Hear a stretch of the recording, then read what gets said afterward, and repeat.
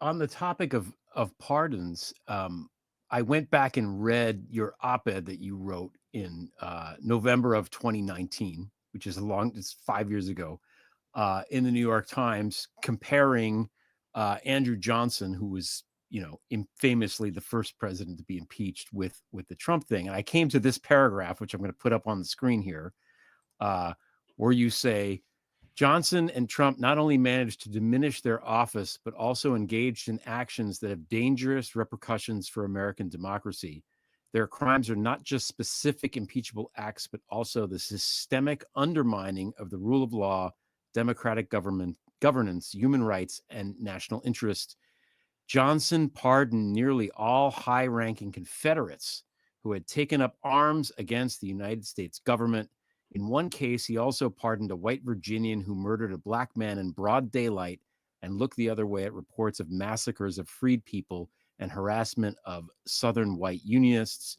Trump, against the advice of the DOD and the Navy, just pardoned the Navy SEAL Gallagher, basically who's a war criminal. So I read that, and I had forgotten about Johnson pardoning the leading Confederates, and I was like, oh man, this is like Johnson, sat out 4 years and got reelected, but worse somehow.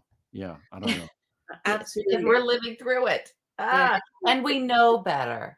We know better. And this is we're still doing this to ourselves. So I think part of I it is real ignorance of the past. People don't know the history. Because I see that with my students, I don't preach a political line in my classroom because I know they're from differing political opinions. But I just tell them what happened in the past, and in terms of the light bulb goes on in their head. And I think a lot of people don't know that. As Trump says, he likes low information voters. He likes voters who are ill informed, undereducated, and who will go for all the garbage. yeah, just the performative aspect Yeah. that he has perfected. Yeah. The performative aspect as this celebrity, in order to rescue his bankrupt businesses. I think that movie, The Apprentice, I think one of the actors there is nominated for an Oscar recently, should be required viewing also for everyone to really know what Trump is made of.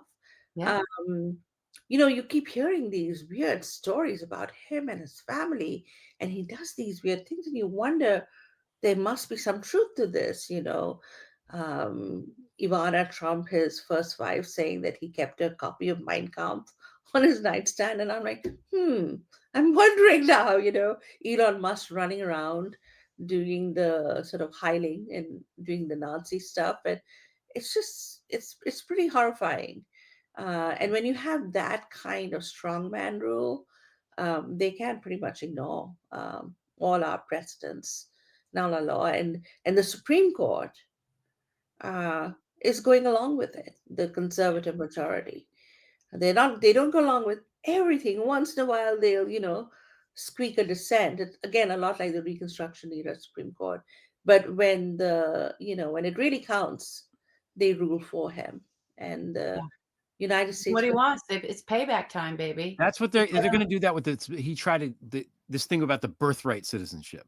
That's never Yeah. going to, even the Supreme Court is going to be like, no, you can't do that. I Everyone hope will applaud John Roberts and woo, yeah, and that's where we're going to just be. And it's like, and then they'll do 18 horrible things right after that. exactly. But Greg, I hope they do that. At this point, my expectation of this very corrupt and awful Supreme Court is so low that, I don't know. Like, look what they did with the Second Amendment with Heller, the Yeah. decision in Heller, Yeah. where they, all historians and all serious law professors who studied the Second Amendment said this is absolutely wrong. You're misinterpreting the 14th Amendment as an unrestricted right to bear arms for individual citizens when it The is Second Amendment. Yeah. Yeah. militias, right? And now we have a standing army. We don't need our militias to defend us. But the Supreme Court completely ignored the well regulated part and the militia part and made it manufactured this individual right unrestricted. You They were could, going to do that no matter what. yeah, You don't make a ruling like Heller if you don't know before it even comes in what you're going to do. that's true. Um, yeah. So there's a lot of That court has been a problem for a very long time.